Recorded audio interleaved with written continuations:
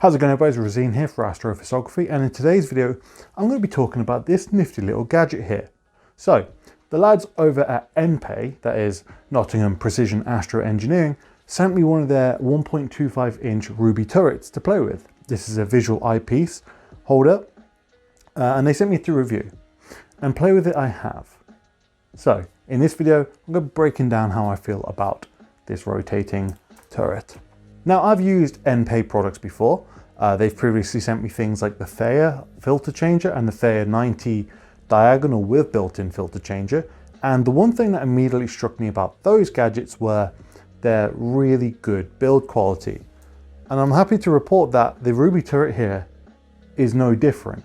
The feeling of it, the build quality of it, the engineering of it, the construction just feels really, really nice. Very high quality, very polished.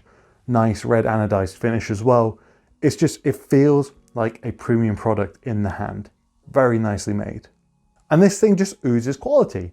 It's fully CNC'd out of 6083 grade aluminium for you material scientists out there. And for us laymen, basically it's aluminium they'd use on planes. It's very high quality and has a very precise finish. Something you would expect for a company with the name Precision in their title. So, top marks there. So this Ruby turret features 6 positions of 1.25 inch diameter. So for your 1.25 inch eyepieces, heck, you could probably fit cameras in there as well. And they've all got compression rings on the end of them. So no holding it in place with the thumb screw. It's all compression ring, all very nice and snug fit. Now, if you undo the thumb screw all the way, it will wriggle in the threads, but let's be honest, every thumb screw will do that.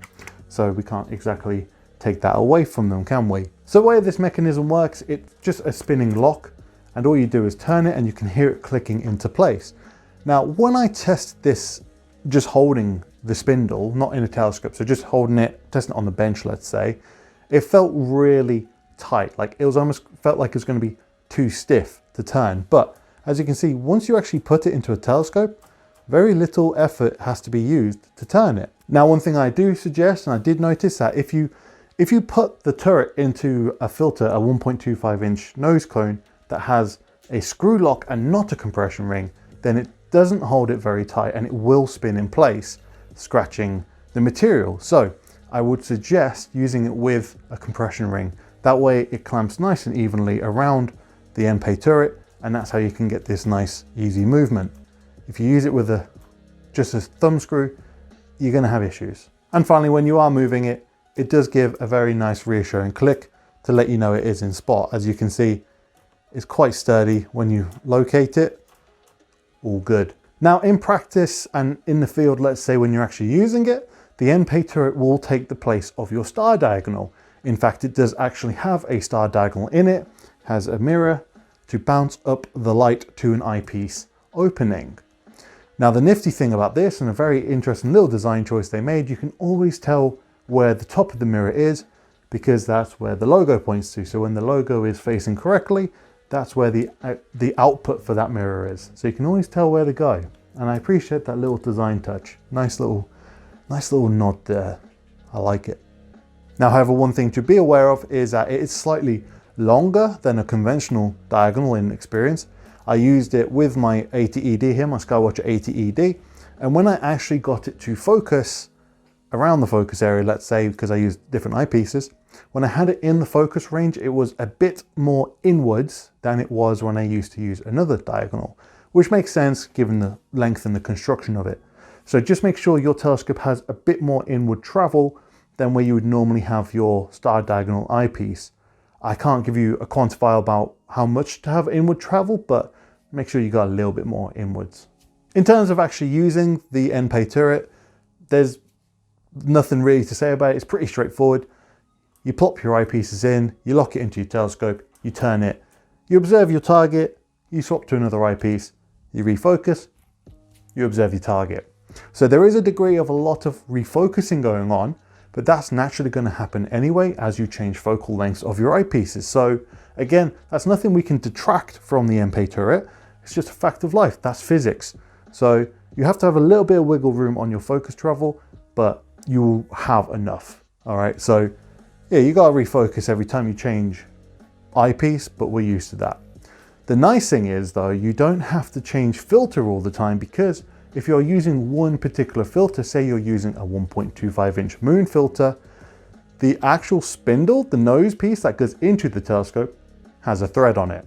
They've really thought about that. You can put one master filter on if you really want to, just on the end of this filter on the spindle that goes into the telescope if you were using a moon filter, for example. So that way, every eyepiece will benefit from that filter. Of course, there's nothing to stop you from putting individual filters on the individual eyepieces as well, as long as your eyepieces have threads on them themselves. So it's options. You can have one master filter or 6 individual filters, buyer's choice. So nice little decision there as well from nPae, really appreciate that. So you're not always constantly swapping filters out. And the whole point of this, once you found your target, you don't need to look away, unscrew, swap an eyepiece in and out, possibly move anything. You can just spin and you've got a different ocular range already. Really, really good, liked it. Use it a lot on the moon. Actually, I found that really useful on the moon, especially when my partner was looking at it. She wanted to get different viewpoints and punch in on certain craters. And it was really easy for a non-astronomy person to operate as well. All I said was just spin it and then use that to refocus. And she got it straight away. So could be useful for outreach as well, when people just want to click to another ocular and get a better view. Very simple to use. Now, as always with my reviews, not everything is perfect. There are a couple of things I did find with the turret that could have been a little bit better maybe, but they are little niggles. So to begin with, first of all, you might notice there is a large zoom eyepiece in here. I understand that a zoom eyepiece kind of defeats the point of this, but I'm not expecting everyone to use zoom eyepieces in this turret. I just wanted to load it up for testing purposes. And what I found was that if you've got a particularly heavy eyepiece in there and you let go, or you spin a bit too vigorously, you will overpower the clutch and it can't hold it in place. See, it's just dropping and it's passing a position. So I'm not sure. I'm aware that some eyepieces out there are big, hefty units. All right, so that's what I'm trying to simulate here. It's not the end of the world. You can just catch it. It's not a problem, especially if you hold it throughout the duration of the turn. But I noticed it and I'm reporting on it. So not a massive problem, but it's something I found. The other issue I found as well was, let's think about this for a moment. We have up to 6 positions with eyepieces exposed to the outside, right? And when I was using this in my garden, I did notice a weird reflection on the moon. And I narrowed it down to a street light entering back into one of the eyepieces and reflecting around inside the turret itself. So that was a problem for me. I had to eventually take the eyepiece out and put one of the blanking tabs in it, or you could of course just put an eyepiece cover over it. But that is something I found particular to my conditions, because I do have some street lamps going into my garden. Probably yours is not the same as that, or you have better viewing conditions. So if there's not external light possible to flash inside of this, you're not going to notice a problem there. But it is something I found, and it makes a lot of sense why it happened, because light is just getting in. I don't know if they could put an anti-reflective coating on the inside of it, or if there even is one, I'm not too sure. But I found it, again, just reporting about it.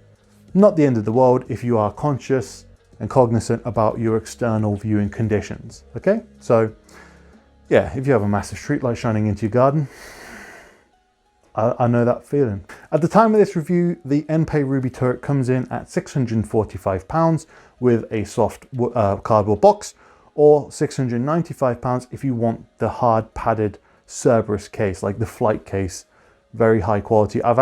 They're Cerberus cases. I've seen them before. I've stood on them. I'm not a light guy. It did not buckle. So their case is very strong. Excellent for visual astronomers out there, especially if you have many high quality eyepieces and you find yourself constantly swapping in and out of them during the night. This would be very beneficial for you. Overall, extremely well made, very nice construction feel, well thought out gizmos on it, like all the compression rings, the master 1.25 inch thread on the spindle, nice little design choices like that. So I think it will be very useful for visual astronomers who are constantly changing their eyepieces out. And that's it. Thank you very much for watching. Hope you enjoyed the video. So if you are a visual astronomer and you've been looking for something like this, let me know in the comments down below. What do you rate of it? Do you think it looks nice? And would you have a use for it? Let me know down below. And with that, I'd like to say thank you very much for watching. Hope you have clear skies. Keep looking up and keep them cameras clicking. I'll see you later.